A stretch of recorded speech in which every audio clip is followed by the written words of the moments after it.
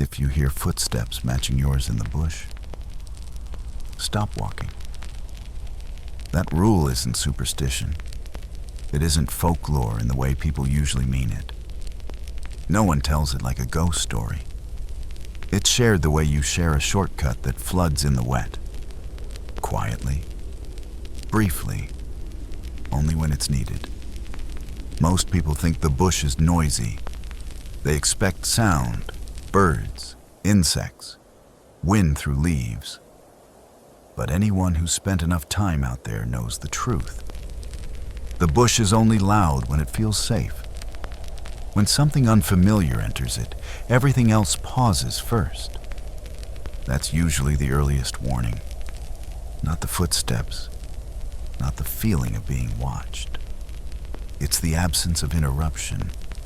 No birds lifting, no insects correcting the rhythm. Just your own movement, uninterrupted. And then something else choosing to follow it. The rule exists because once you notice the sound matching you, it's already too late to pretend it's nothing. But it's not too late to stop making decisions. Older trackers say that's what the thing listens for. Not fear. Choice.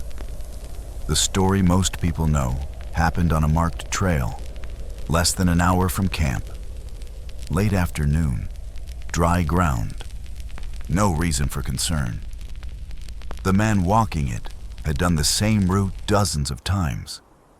Knew the bends, knew where the ground dipped, knew where the trees grew close enough to narrow the sky. He noticed the footsteps after the third bend. At first, they blended in. Boots on dirt don't sound unique. Your brain fills in explanations before it ever raises alarms. Another hiker. Someone heading the same way. Someone keeping pace. It wasn't until he slowed down, just slightly, that the sound corrected itself. The delay was perfect. Not immediate. Not late. Human. He stopped. The sound stopped with him. Not a shuffle, not a stumble. A clean, deliberate stop. He waited. Longer than felt polite, longer than felt natural. Then he took one step. So did the sound behind him. Exactly one. He didn't turn around. Later, he said that moment felt longer than the walk itself. Because it was the moment he understood the rule wasn't about escape. It was about refusal. He kept walking, not faster, not slower, matching his own pace like it belonged to him. That's when he noticed the silence. No wind through the canopy, no insects restarting their noise. Just two sets of steps moving as one. He counted steps to keep his thoughts from drifting. 10, 20, 30. That's when he realized something else was wrong.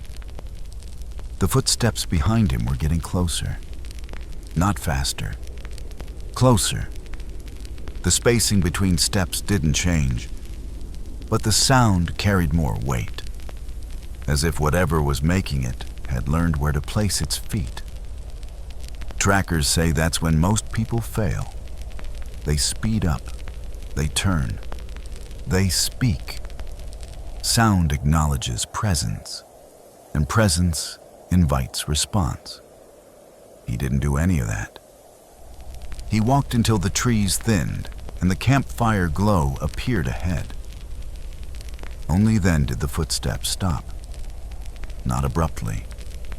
They faded, like someone stepping off a trail they were never meant to be on. At camp, everything looked normal. Fire low but steady, gear untouched. He sat for a long time before checking the ground. 2 sets of footprints left the camp earlier that evening. Only 1 set returned. He packed up before dark. He never walked that trail again.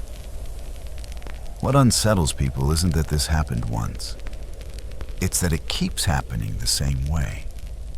Different places, different people, same behavior. A woman driving a forestry road late at night pulled over after hearing footsteps on gravel beside her vehicle. When she stopped the engine, the sound continued. Slow, measured. She stayed inside the car. She said the footsteps circled once, then stopped directly beside her door. When she drove off, the sound didn't follow. But she never opened that door again. Another account comes from a man checking fence lines before dawn. He thought a coworker was behind him. The steps sounded careful, too careful. When he stopped and called out, the sound answered, not with a voice, but with another step, closer than before. He left his tools where they fell. The fence was never finished. People who experience it often say the same thing afterward. There were signs. They just didn't know what they meant at the time. The bush going quiet earlier than it should have. The air feeling heavier, like it wasn't moving properly. Tracks that stopped crossing the trail, as if nothing wanted to go first. Some describe a sensation just before the footsteps begin. Not fear, orientation. Like the ground was aligning itself beneath their feet.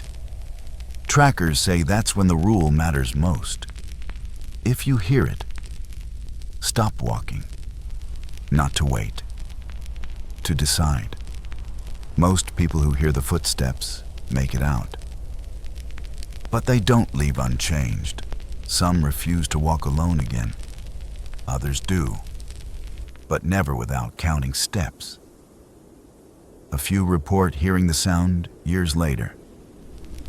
Not in the bush, on gravel paths, on quiet roads, on nights when the world feels too still, always matching, never overtaking, as if it's reminding them it learned once and doesn't need to learn again. Because the rule isn't there to keep you safe. It's there to make sure you don't invite something to finish the walk with you. Some stories should stay buried.